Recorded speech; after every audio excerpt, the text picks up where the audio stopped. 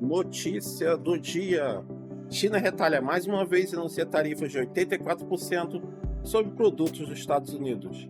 Bom dia, galera, tudo bem? Então, vamos conversar um pouco aqui sobre o que está acontecendo no mundo hoje, né?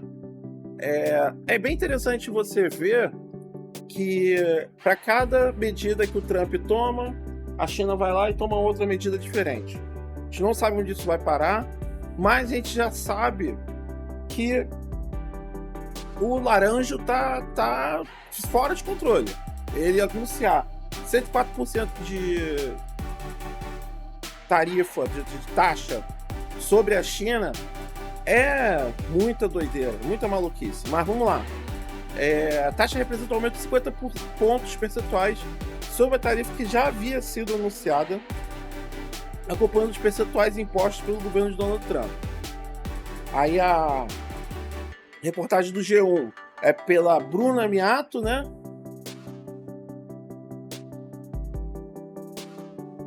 E aqui, ó, ministro das Finanças da China anuncia nesta quarta-feira que vai impor tarifas de 84% sobre produtos importados dos Estados Unidos. A cobrança dessas tarifas começa já nesta quinta-feira, dia 10. A nova tarifa representa uma alta de 50 pontos percentuais sobre os 34% que já haviam sido anunciados pelo governo chinês no ano passado. Os percentuais acompanham as taxas impostas pelos Estados Unidos. O anúncio acontece no mesmo dia em que entra em vigor uma tarifa extra de 50% sobre as importações chinesas que chegam aos Estados Unidos, o que levou a alíquota total do país a 104%. Já tinha falado isso lá no começo, né? A guerra tarifária entre as duas maiores economias do mundo se intensificou na semana passada, após o anúncio das tarifas recíprocas prometidas pelo presidente Donald Trump. Na quarta-feira, dia 2, Trump detalhou a tabela de tarifas que vão de 10% a 50% e serão cobradas a partir desta quarta-feira, sobre mais de 180 países. E o Brasil está entre esses países aqui em 10%, tá? Ele anunciou uma taxa de 10% no Brasil. A China foi um dos países que foi tarifado e com uma das maiores taxas de 34%. Essa taxa se somou aos 20% que já havia cobrado em tarifas sobre os produtos chineses anteriormente.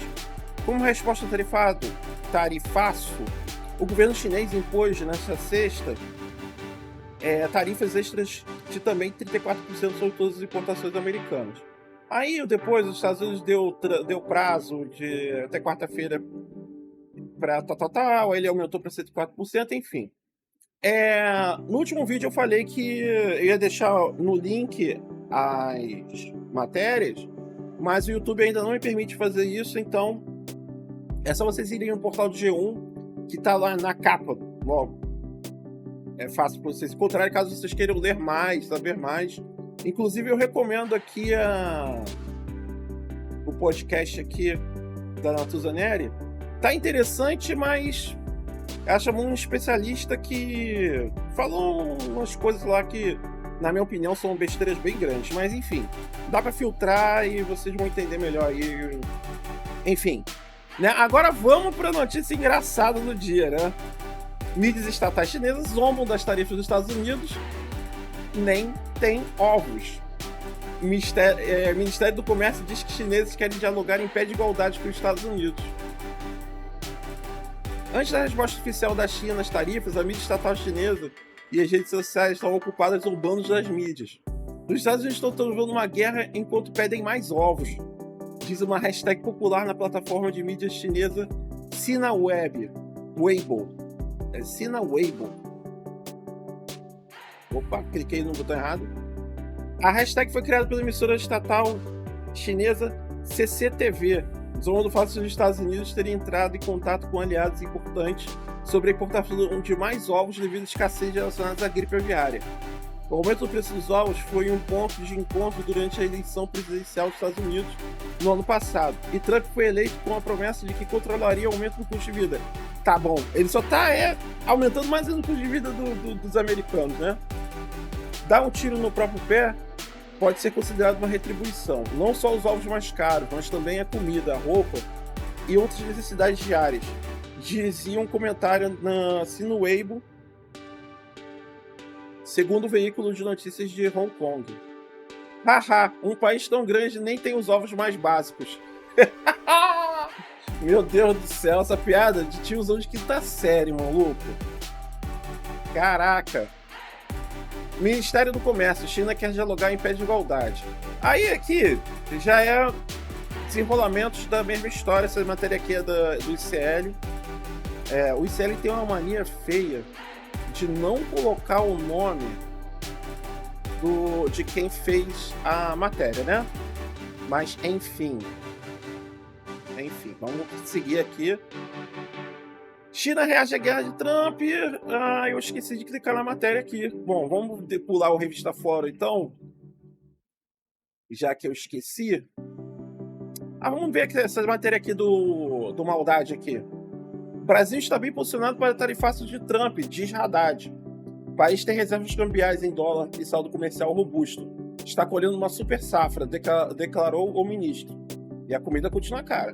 O ministro da Fazenda, Fernando Haddad, disse nesta terça, dia 8, em São Paulo, que o Brasil está melhor posicionado que os demais países da América Latina para enfrentar as tarifas impostas pelo governo de Donald Trump nos Estados Unidos. O Brasil tem reservas cambiais, tem saldo comercial bastante robusto, está colhendo uma super safra e está com uma taxa de juros alta e crescendo, defendeu o ministro. Para Haddad, os graus de liberdade que as autoridades econômicas têm no Brasil não são comuns. Não é esse o caso de nenhum outro país da América Latina, por exemplo, nem do México, completou. Segundo o ministro, esse movimento brusco tomado por Trump vai provocar algum desarranjo global, já que se trata de um solavanco grande demais para não ter consequência. Mas diante do incêndio, nós, do Brasil, estamos mais perto da porta de saída do que os outros países, comentou a participar do 11 Brasil Invest Forum, promovido pela Bradesco BBI na capital paulista. De acordo com o Haddad, essa guerra comercial, os bens produzidos no Brasil podem chegar mais baratos nos Estados Unidos, se comparados a produtos de outros países. Isso significa, segundo ele, pode fazer com que o país avance no que eles importam hoje. No entanto, ressaltou, o Brasil não está imune aos impactos dessa guerra comercial, principalmente porque a China é o principal parceiro comercial do Brasil. Para o ministro, ainda é cedo para fazer qualquer previsão sobre as consequências desse tarifaço. Por isso, ele ainda defende que o Brasil tenha prudência. Essa escalada vai ter um momento de muita incerteza, mas a pior coisa que o Brasil pode fazer nesse momento é sair a campo sem a prudência diplomática que nós sempre tivemos à medida e também de consideração da mediação, tivemos de mediação e também de consideração de nossa situação frente a parceiros que estão comprando cada vez mais no Brasil. Enfim, né? Haddad está otimistão. Eu já não compartilho tanto do otimismo do Haddad. Eu acho que porque eu vivo no mundo real, né? O Haddad já vive num mundo um pouco mais acima do nosso, entendeu? Ele tem um salário gordo, ele não precisa se preocupar no final do mês com as contas, entendeu? Então, para ele, vai passar uma marola, assim. Eu não vou poder comprar aquele queijo de R$200 que eu compro todo mês. Enquanto que pra gente, provavelmente, vamos enfrentar inflação nos alimentos, porque se os Estados Unidos começar a importar muito alimento do Brasil, nós vamos ter um problema muito sério com relação o ovo já está aí para mostrar. O ovo já está aí para mostrar. Uma cartela de 30 você não consegue por menos de R$22. E eu já vi gente falando que R$22 está barato. A cartela de 30 era R$12 aqui perto de casa. Então, complicado. Opera Mundi. Estados Unidos deve taxar em 25% dos produtos dos Estados Unidos. Represar a tarifação de Trump será em 3 fases. Proposta que prevê retaliação em abril, maio e dezembro entrará em vigor na próxima terça-feira, após a aprovação em votação. E aí, aqui já vê que o resto do mundo vai começar a isolar os Estados Unidos, né? Essa matéria de hoje da Ansa Roma, se é que esse é o nome mesmo dela, tá aqui. Se é que é ela também, mas tá aqui Ansa Roma. Não sei se o Roma ele tá falando que é o nome do lugar, enfim, né? Vamos ler um pouquinho e a gente comenta mais. As represálias da União Europeia para responder ao tarifaço do presidente dos Estados Unidos, Donald Trump, serão divididas em 3 fases. A primeira entrará em vigor já no próximo dia 15 de abril, enquanto as outras 2 estão previstas para o dia 16 de maio, 1º de dezembro, segundo a proposta da Comissão Europeia visualizada pela ANSA. e que será votada nesta quarta-feira, dia 9/4, pelos Estados-membros. Após o aval dos 27 países, Bruxelas notificará até 15 de abril o Conselho para Intercâmbio de Mercadorias do Governo Mundial do Comércio, OMC. As retaliações prevêem tarifas de até 25% contra uma série de produtos fabricados nos Estados Unidos, em resposta a alíquotas de 25% impostos do Trump contra o aço e alumínio importados e de 20% contra mercadorias europeias em geral. Dividir as represálias em 3 etapas seria uma forma de suavizar a resposta da União Europeia e ampliar o prazo para negociações com a Casa Branca. Bruxelas chegou a propor o fim das tarifas sobre bens industriais, mas foi ignorada por Washington. Inclusive, o Trump falou uma besteira aí. Eu vou ver se eu consigo encontrar essa notícia que o Trump fala que os países estão loucos para negociar com ele, e um monte de bobagem que ele falou ontem. A lista de produtos da mira da Europa ainda não foi oficializada, mas o rascunho visto pela ANSA não inclui uísques, vinhos e laticínios. O pleito da Itália para evitar uma possível tréplica americana pode ser os pilares do Made in Itália do mundo. A ANSA, pelo visto, é uma agência de lá. O Canadá também anunciou represálias, né? 25% sobre os carros, e vai ficar em vigor até os Estados Unidos retirem a matéria. Aqui também não tem. Deixa eu ver aqui. Tem quem fez também a matéria. Eu gosto de dar o crédito para quem... Mas tá no Opera Mundi, tá? Tá fácil de achar também. Aí aqui Brasil, né? Vamos um pouquinho pro Brasil, porque eu disse que ia comentar, né? Então, vamos lá. Antes de ir para a matéria lá do garimpo, sobre o Brasil aqui, sobre a União Europeia e o Canadá estarem tomando essas medidas, isso é uma forma de você isolar os Estados Unidos do restante do mundo, agravar mais ainda a crise econômica, a pressão sobre os próprios Estados Unidos, e a gente não vê nenhuma atitude do Trump para reaquecer as fábricas e o mercado produtivo dentro dos Estados Unidos. O Trump continua fazendo uma política totalmente financeirista, né? Se é que essa palavra existe, mas isso vai fazer com que o custo de vida norte-americano aumente de forma absurda. Já está aumentando e vai aumentar mais ainda. Então, assim, a gente tem uma previsão aí, se é que a gente pode chamar de previsão, mas é certeza de que isso vai dar muito ruim no futuro. No futuro bem próximo, porque com o custo de vida do americano aumentando, os americanos no domingo passado eles já foram para as ruas protestar contra o Trump. Então a gente está tendo aí uma situação que pode levar os Estados Unidos ao colapso. E, né, eu, sinceramente falando, acho que o Trump ele apenas está acelerando uma coisa que era muito óbvio que iria acontecer, tá? Agora vamos para a notícia do Brasil. Sob pressão, garimpo migra e segue afetando terras indígenas. Fiscalização da origem do ouro é gargalo. Estudo inédito revela a dinâmica de migração da atividade que destruiu 4,2 mil hectares de floresta entre 2023 e 2024. Essa notícia é da Carolina Bartier. Deve ser esse o nome, tá? Se eu pronunciei errado, me desculpe, Carolina, mas vamos lá.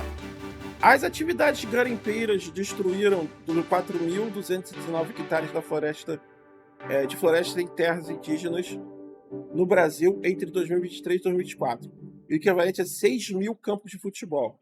Os dados divulgados nesta terça-feira, 8, pelo Greenpeace, indicam que as ações de fiscalização ambiental e desintrusão, que consiste na retirada de invasões de terras indígenas, implementadas pelo governo Lula, não são suficientes para conter o garimpo nessas áreas.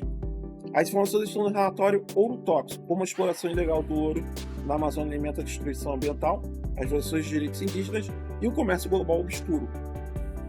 Material inédito publicado pelo Greenpeace indicam uma dinâmica de migração dessa atividade. Entre 2018 e 2022, as políticas de promoção de exploração do ouro levaram a um aumento de 265% no garimpo ilegal de terras indígenas, violando os direitos dos povos originários e causando graves danos ambientais. Quem era o presidente entre 2018 e 2022? Sim, o bolsolixo, bolsomerda, bolsobosta. Tem desgraçado no presidente desse país, e durante esse período, 265% a mais. Então, assim, informa o relatório. No entanto, dados de monitoramento do Greenpeace de 2023 e 2024 revelam uma tendência preocupante. A atividade garimpeira não diminuiu, apenas se deslocou de um território indígena para outro. Na tribo indígena, TI, a tribo indígena Yanomami, entre os estados do Amazonas e Roraima, por exemplo, o levantamento revela queda na área de garimpo após a intensificação das ações de fiscalização a partir de 2022. Já na tribo indígena Sararé, no Mato Grosso, houve um aumento de 93% da área explorada pelo garimpo de 2023 para 2024, concentrando 1.816 hectares destruídos no período. O governo está fazendo seu trabalho no chão, no território, evitando o garimpo ilegal dentro da terra indígena, afirma Dantas, coordenador da Frente dos Povos Indígenas do Greenpeace Brasil. No entanto, a fiscalização empurra a atividade ilegal para outras áreas. Dantas destaca que, até 2020, a tribo indígena Sararé tinha uma situação tranquila com relação ao garimpo. Eles, os garimpeiros, vão de um lugar para outro e a dinâmica do garimpo no território no chão muda rapidamente. A velocidade com que a atividade garimpeira avança na região é uma das maiores preocupações para quem acompanha a agenda socioambiental no Brasil, falando do Greenpeace. As tribos indígenas de Mundo Curu e Caiapó, no Pará, que tinham grandes áreas invadidas pelo garimpo, também registram queda nessas atividades no período analisado. Entre novembro de 2024 e janeiro de 2025, o governo federal conduziu a primeira fase da operação de desintrusão da tribo Munducuru. Então, assim, medidas estão sendo tomadas, tá? Só que uma coisa é fato. Como diz aqui, ó, fiscalização na cadeia de produção é ineficaz, sim, porque o grande problema é justamente você explorar esses territórios, porque não é para explorar, é para transformar em santuário e é para ter uma fiscalização eficaz. O exército brasileiro está totalmente corrompido, então a gente não pode contar com o exército para fazer essa fiscalização. O IBAMA é muito pequeno. O IBAMA brasileiro deveria ser, pelo menos, uns 45% maior ou mais, né? Tem gente que diz que o IBAMA deveria ser 100% maior para poder impedir que o garimpo aconteça no território indígena. E mesmo assim, a gente ia continuar tendo esses problemas porque a gente vive num mundo em que a gente está explorando o meio ambiente. Enquanto a gente continuar explorando o meio ambiente atrás de recursos, é isso que vai acontecer, tá? Então o que a gente pode fazer é apenas amenizar. E essa amenização parte do governo federal e das Forças Armadas e do IBAMA. Só que a gente não pode contar com as Forças Armadas, que elas estão completamente corrompidas, e o IBAMA é muito pequeno. Então a gente tem um gargalo muito grande, como diz aqui nessa matéria, e é muito preocupante, porque o desmatamento desenfreado e a exploração desenfreada, ela prejudica não só o meio ambiente, como os povos indígenas e a gente que vive nas cidades também, tá? E agora vamos para a última notícia do dia. Vamos falar um pouco da questão do Estúdio Ghibli e das IAs. Sair um pouco da história lá. Por quê? E por que eu mostrei desmatamento antes e vou mostrar agora a questão do Estúdio Ghibli para vocês, né? Essa matéria é da Maria Eduarda Cury. E vamos lá, ler aqui primeiro a manchete que está aí na tela para vocês. Tendência de imagem no estilo Ghibli com IA gastou a mesma energia diária de 7 mil casas brasileiras, diz o MIT Technology Review. Aumento dos centros de processamento de dados preocupa estudiosos.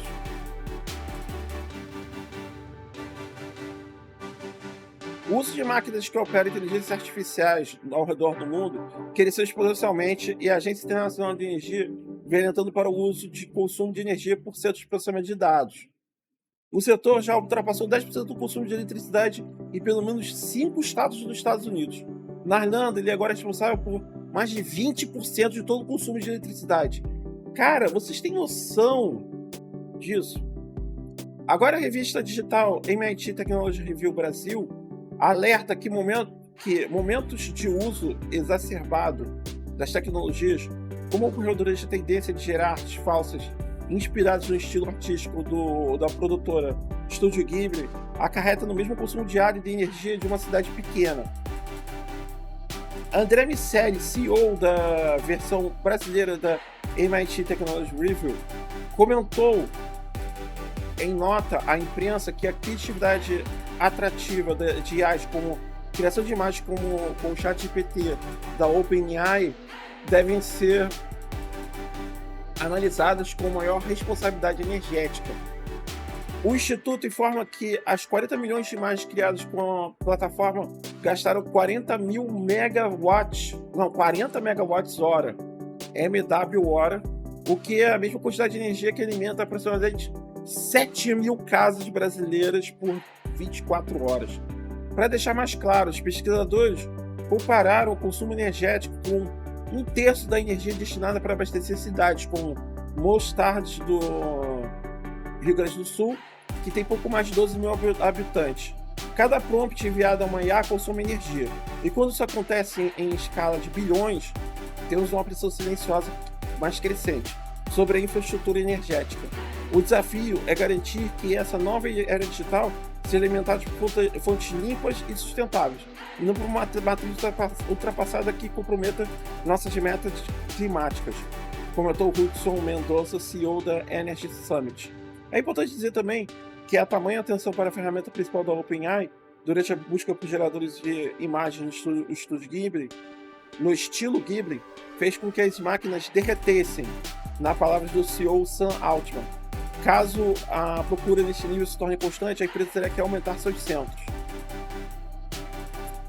Nas últimas semanas, artistas como Megumi Ishitani, que trabalha em One Piece, expressaram sua frustração com a réplica do estúdio Ghibli por inteligência artificial. Quero que medidas legais sejam tomadas. Não suporto ver a Ghibli ser tratada como um tanto descaso, disse a diretora. Embora a OpenAI tenha dito que a ferramenta não reproduz inspirações de artistas que estejam vivos, a empresa abre sessões com traços característicos de grandes estúdios de animação, como Ghibli, Disney e outros. Quer dizer, primeira problemática, roubo do trabalho intelectual dos seres humanos, né? A IA, ela está se tornando o que é o capitalismo, né? A extração máxima de lucro. Porque não se engane, a OpenAI ela só está reclamando que está gastando energia, deu meltdown lá nas máquinas deles, mas eles estão ganhando muito dinheiro com isso, né? Vendendo patrocínio, vendendo a forma do premium, né? Ele é pago, sem dar um tostão para o estúdio Ghibli, né? Então aí você já vê que é um lucro muito fácil, porque é uma espécie de escravidão digital. O cara fez o trabalho dele lá e o trabalho dele está sendo roubado pelas inteligências artificiais, né? Sem que ele tenha direito a receber o que lhe é devido, né? E a outra coisa é que a gente vê pela primeira vez o capital subjetivo tomando consciência, né? O capitalismo tendo um autômato poderosíssimo que reflete aquilo que os seus algoritmos dizem para ele fazer. Isso quer dizer, nós temos a IA ganhando consciência, o capitalismo ganhando consciência, e isso, né, se isso não for freado agora, principalmente com relação ao gasto de energia elétrica, a tendência é a energia elétrica aumentar muito, mas muito, nos próximos meses e anos, né? Porque Escassez de energia é o quê? Aumento de preços para frear o consumo nosso. Porque as IAs vão consumir cada vez mais e os caras vão falar, a gente não tem o que fazer. As pessoas estão pedindo pro ChatGPT fazer isso e aquilo, e a gente precisa gastar essa energia e é isso, a gente vai tirar a energia de vocês. E a tendência é a gente ver que isso vai prejudicar muito a gente, pessoas normais, né? Então as notícias de hoje foram essas. Sejam todos muito bem-vindos, deem um like, compartilhem esse vídeo e se inscrevam no canal, tá? Se inscrevam no canal. É nóis!